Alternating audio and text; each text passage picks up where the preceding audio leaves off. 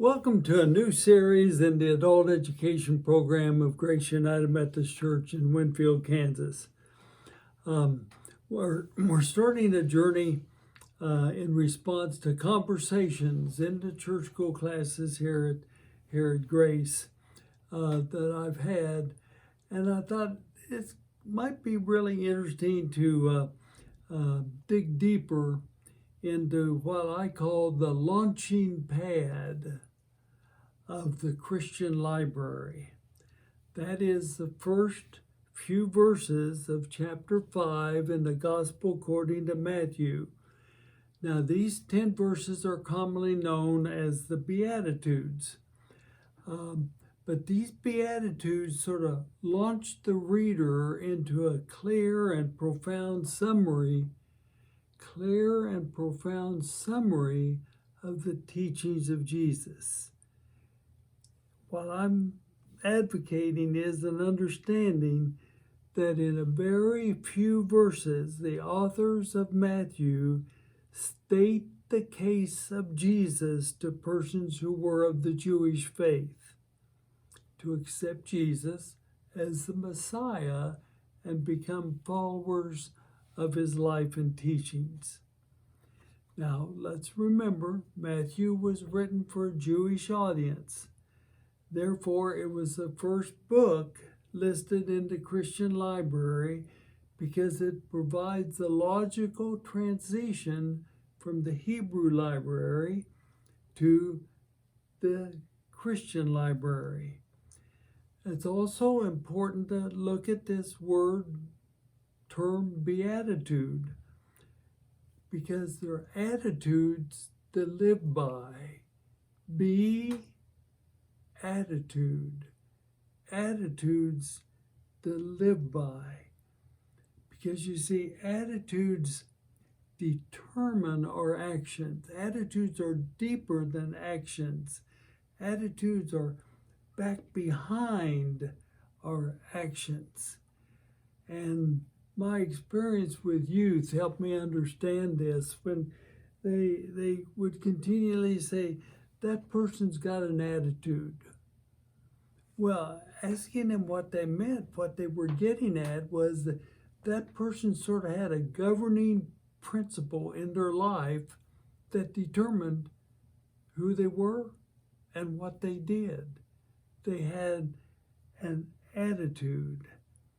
And attitudes are mental, they're governing, and so the Beatitudes in Matthew are the governing principles that determine, following Jesus, what the character of a person is when they follow Jesus.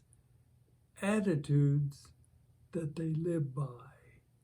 Attitudes that they live according to. Now, it's important to understand character is made up of being and doing, who we are and what we do. And again, youth that I worked with extensively for a period of time in my life really helped me understand it when they said, that person has it all together. Because who they are matches what they do. There's simply no discrepancy within a person that has it all together. But on the other hand, there's some persons that don't have it all together, including myself at times. And that's when we're not dependable. We're not enduring. Words and actions and who a person is doesn't match. They stand in need of being put together by the guiding principle of agape love, empathetic and sacrificial in their relationships with each other and with God. And so the Beatitudes is that getting it together, our being and our doing, our character and our actions. Now, the greatest contribution, in my opinion, of the Gospel according to Matthew is Matthew 5-7, that's referred to as the Sermon on the Mount. It's clear to scholars that Jesus did not preach the Sermon on the Mount. It never occurred because, but what happens in the Sermon on the Mount is that reader, the one who heard the message of the Gospel according to Matthew, all of a sudden is presented with the good news, the Gospel, in 10 sentences. Here is what the character of a person following Jesus is all about. Now, the reason why scholars know that the Sermon on the Mount wasn't preached in this way is that the ingredients of Matthew 5-7 and the Beatitudes, they're sprinkled throughout Luke, Mark, and John. They're all over the place. And so we know that Jesus probably didn't preach this sermon. But the Sermon on the Mount, the way the authors sort of put Jesus' teachings all together in this Matthew 5-7, as the Sermon on the Mount is to the rest of the book of Matthew, the Beatitudes are to the Sermon on the Mount. So if you will, the Beatitudes are the core of the Sermon on the Mount, which is the core of the Gospel according to Matthew. Now we're going to consider, beginning next week, the Beatitudes one at a time, one each week. To do this, I'm going to be referring to 3 primary sources. First of all is the Revised Standard Version, which is the version, the translation that I have always referred to as sort of the most helpful resource of translation. The RSV is word for word translation of the Greek. Then I'm also going to be referring to not a translation, but a version of the New Testament. And a version is not word for word, it's meaning for meaning. And that was published by an esteemed professor, Dr. Peterson, who put together with a team the message. The third resource is the First Nations version. Again, trying to get at the original meaning and what it means today. Meaning for meaning.